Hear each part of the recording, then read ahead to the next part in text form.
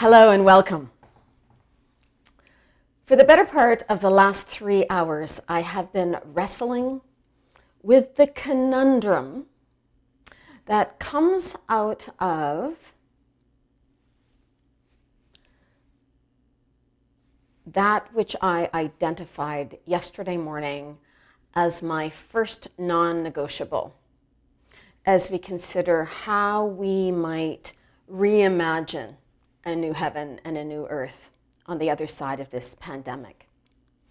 And we know that during this time out, many people across the planet have been thinking, well, we might have seen it coming, and we knew that one way or another, as a species, we were heading for disaster and had already put the planet at risk. So my first non-negotiable, as I was considering how we might want to change the way we think based on that ancient vision of a sacred balance that included the earth and every species in that balance, was to determine that as Canadians, in making decisions from the top down or the bottom up, we would always take into consideration the health of the earth. All right, so we have a conundrum, don't we? About which I've been thinking all morning. And that is this. Our economies, both our Canadian economy and the global economy, are based on a dependence on fossil fuels on the one hand and a dependence on consumerism on the other. And both of those things are contributing and have contributed to a complete lack of balance and the earth crying out with pain. And so here we are in the middle of this conundrum with millions of people across the planet out of work, economies coming to a stop, yet at the same time, the earth and the rivers and the air are already showing signs of being healthier.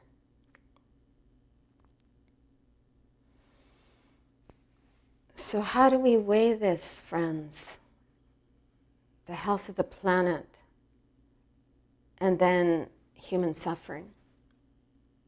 Yet at the same time, we know that human suffering has also been at the heart of our economies.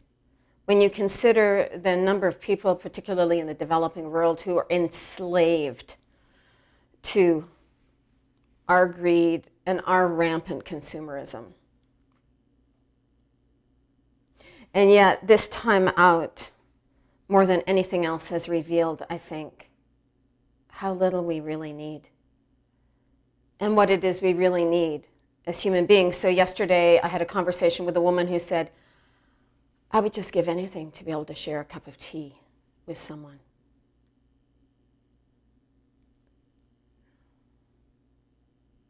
So what an unveiling is unfolding during this season, enabling us to recognize what it is we really need, and knowing that we are not shoppers at heart, though all the big name brands are going to work really hard to convince us otherwise as we move towards a time when maybe things might go back to normal.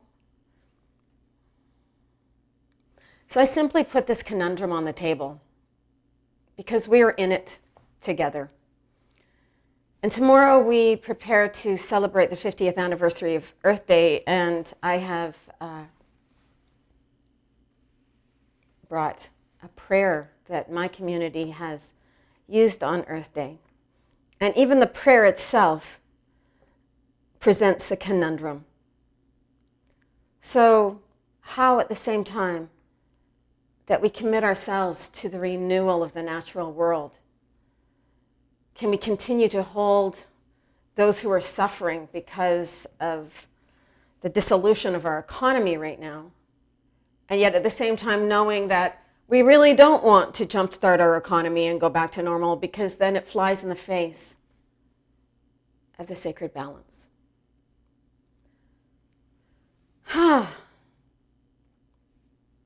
It's a tough one. But it's time that we all sat in that conundrum. And I think that invitation to reimagine how it might all work together is itself a prayer. And living in the conundrum and living in the longing for a new way of existing together is also a prayer. And there are no easy answers. And the complexity of it all simply boggles the mind. And so I offer to you these words. They're wonderful words and behind them is a wonderful intention. And as we move through this day and consider how we might adequately recognize that which we call Earth Day tomorrow, what is being required of us? What is the invitation that we are hearing? What is the hope to which we are committed? What is the wholeness for which we long?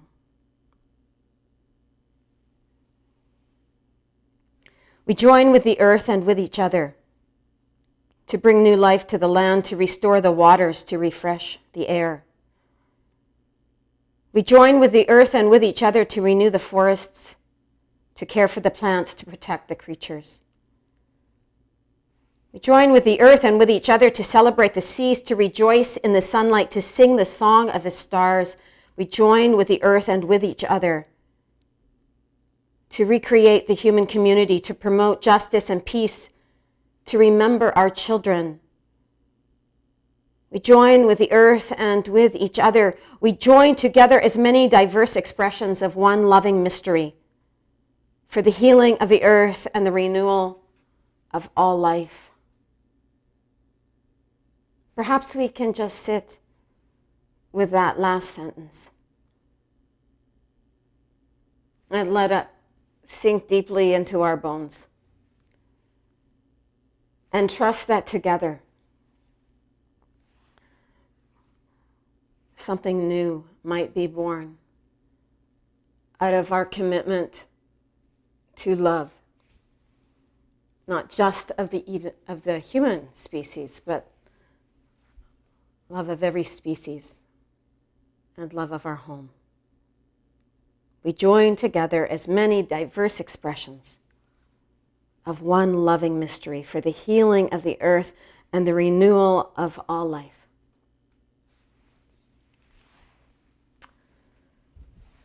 Let that be our prayer this day and every day. Let that be our prayer.